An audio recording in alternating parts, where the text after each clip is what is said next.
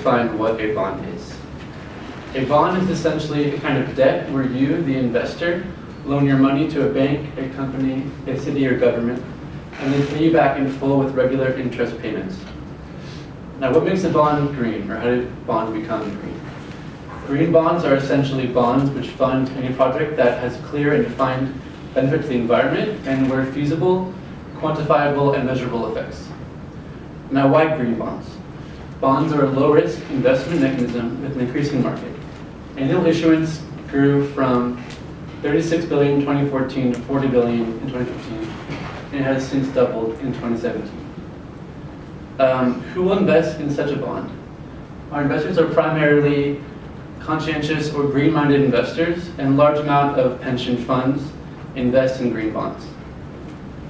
And we can guarantee a return with profit through increased salmon catch as a result of improved water quality and from salmon health. And this chart from Bloomberg shows that green bonds are growing in numbers and therefore have reduced risk and increased security within the larger bond market. Next, we have Nicole talking about salmon fees and certification. So our second market tool is to establish an independent certification called CRITFIC Certified. And the certification is a guarantee that a certification guarantees that a product meets a certain standard. And every certification is associated with a label, so consumers will see the label and know what they're buying. And our CRITFIC certification logo will look something like this.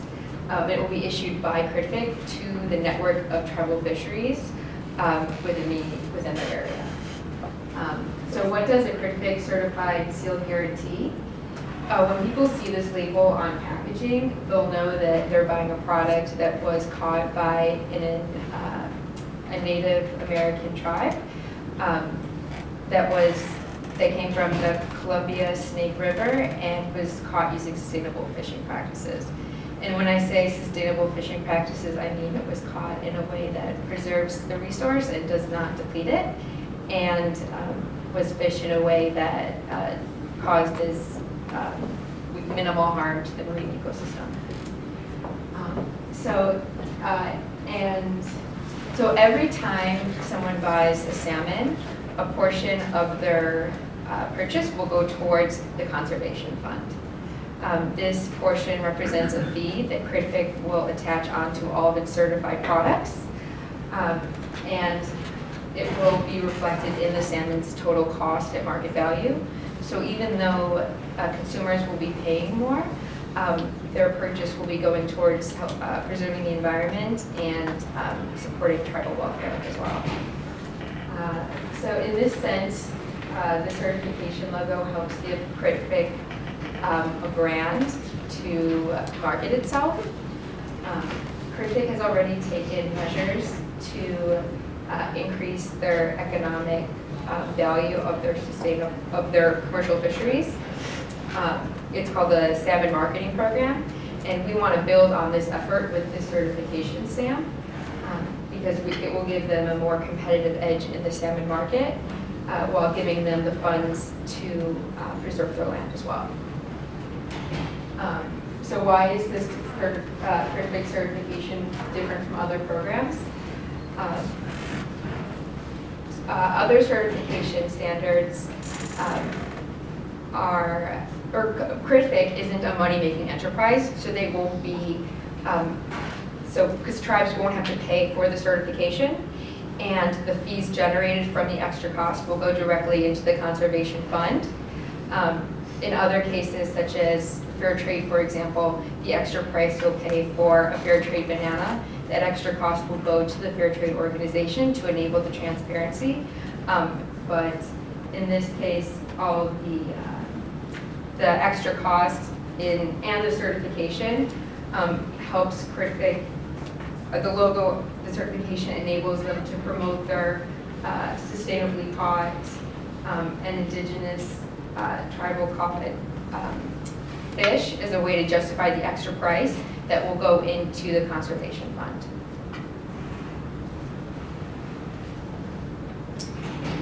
Next, we'll talk about conservation fund?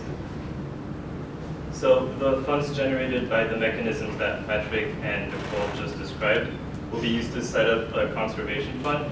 So a conservation fund is a legally independent grant-making institution that provides financing for projects related to environmental preservation. So for our project, this fund will be managed by CritFic using a separate bank account, and it'll be overseen by a third-party auditor in order to avoid any risk of financial corruption. The fund will also function as a revolving fund, which means that it will receive resources on a regular basis from a predictable source, which in this case is the salmon bond and salmon certification. Next slide. So now I'll talk about our third mechanisms, which is the use of microfinance loans.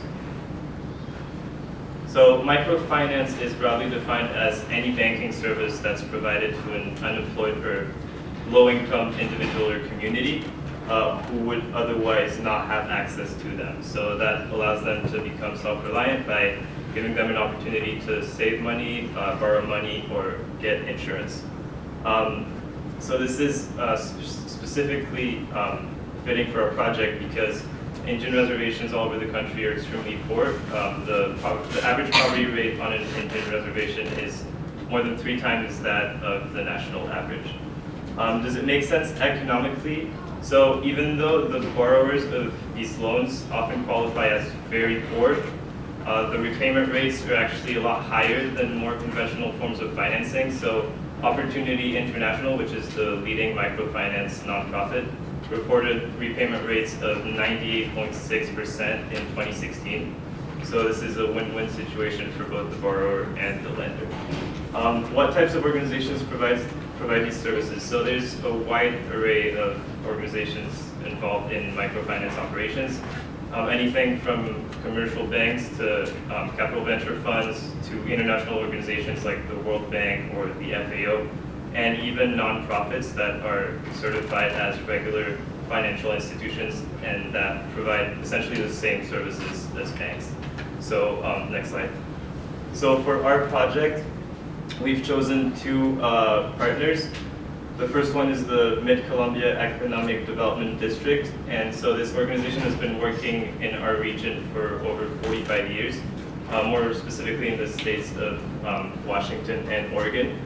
And we decided to pick them because they view economic development as being very closely related to intertribal cooperation, and we see that cooperation as a possible side benefit for our project. And also, they view the economic fates of each of the region's tribe as linked together because of their shared resources, and we see the sockeye salmon as one of those resources.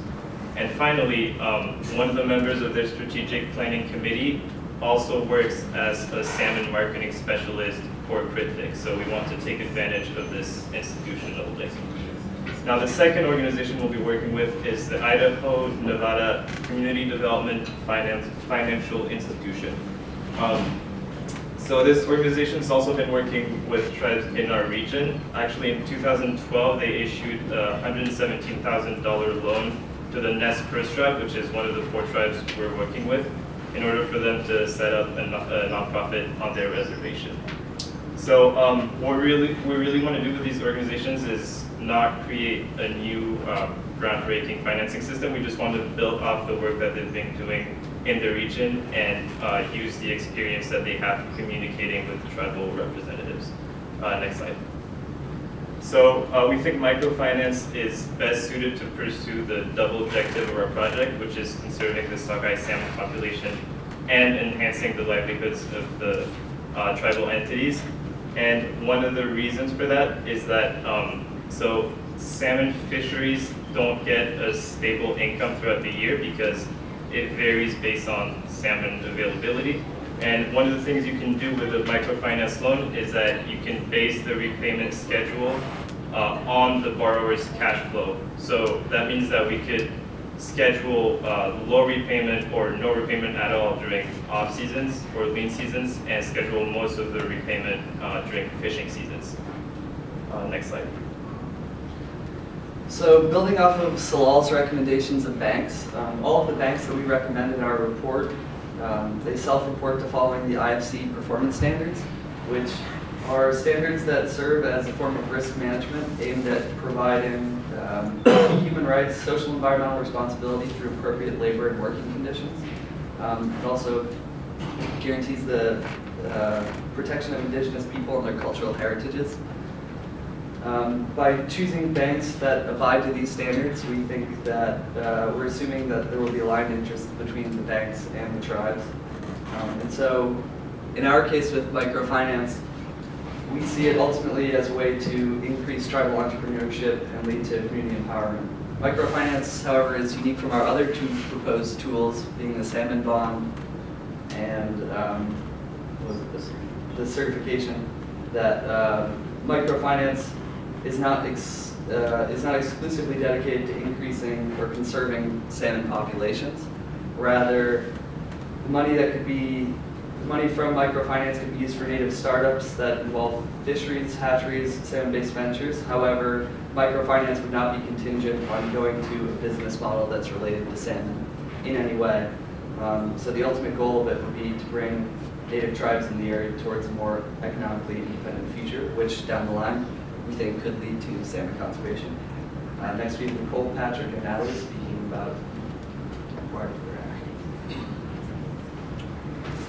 So in order for our projects to be a success, we have to go there and meet and perform an on-the-ground needs assessment to see whether or not the tribes approve of our proposals and which they'd like to move forward with, and how likely they are to cooperate and work with us.